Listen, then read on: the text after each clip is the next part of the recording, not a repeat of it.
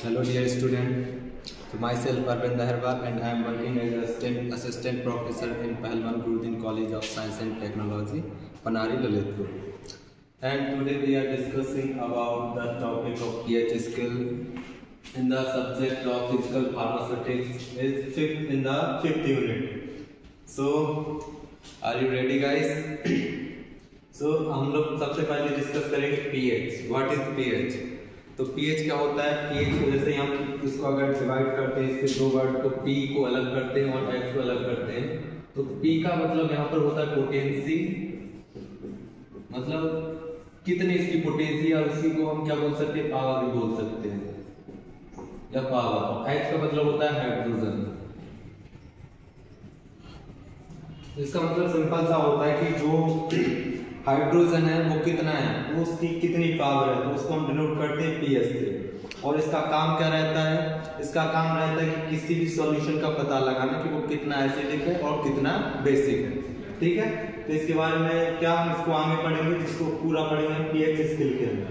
तो जो pH scale होती है ये इस तरीके से हम देखते हैं, तो इस तरीके से मिलती है हमें, जिसमें 1 से लेकर 14 तक रेंज दी हुई होती है. जिसमें मतलब होता है कि अगर हमारी रेंज 1 to 6 आ रही है, मतलब हमारा जो सॉल्यूशन है, कोई भी सॉल्यूशन हो सकता है, वो एसिडिक नेचर का कहलाएगा.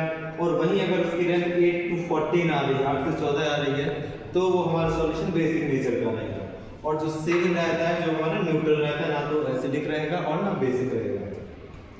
तो जो बात करते हैं स्केल आए कहाँ से, तो इस स्केल को लाने के लिए हमारे जो साइंटिस्ट हुए थे, जिसका शॉर्ट में हम बोलते हैं सोरेनसन. सोरेनसन एक साइंटिस्ट थे, इन्होंने सबसे पहले इस स्केल को दिया था, और वो दिया था 1909 में इस स्केल को दिया गया था. और तब से इस स्केल को यूज किया जा रहा है due to for the pH measurement.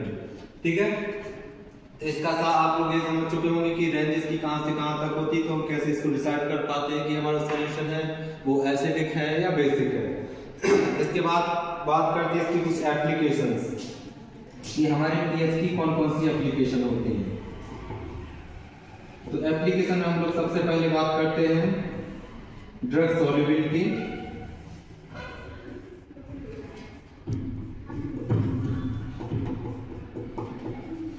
Drug solubility या इसको हम दूसरा नाम भी लिख सकते हैं इंक्रीज सॉल्युबिलिटी.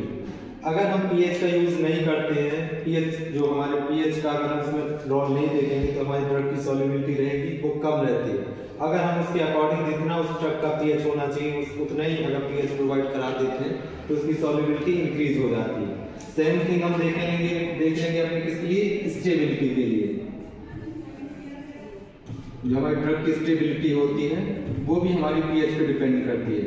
फॉर एग्जांपल, अगर कोई ड्रग है वो उसका एक स्पेसिफिक pH है कि वो 5 pH पे ही स्टेबल रहेगी, और अगर हम उस ड्रग को 5 pH प्रोवाइड नहीं करते हैं, तो क्या होगा, वो ड्रग हमारी जो भी फॉर्मुलेशन है वो डिग्रेड हो जाएगी या खराब हो जाएगी.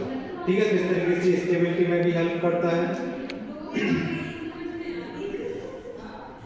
थर्ड इसकी बात करते हैं, हमारी जो फार्मास्यूटिकल की डिफरेंट टाइप्स की फॉर्मुलेशन होती है, फार्मास्यूटिकल की फॉर्मुलेशन जो रहती है, चाहे वो हमारी ऑप्थेल्मिक प्रिपरेशन हो, चाहे हमारे पेरेंटल प्रिपरेशन हो, सभी तरह के फॉर्मुलेशन में pH का यूज किया जाता है.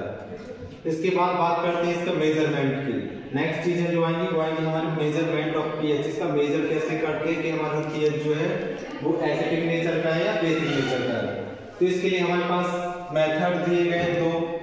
फर्स्ट जो मेथड है वो होता है हमारा इलेक्ट्रोमेट्रिक मेथड, और दूसरा मेथड है वो है हमारा क्लोरीमीटर मेथड.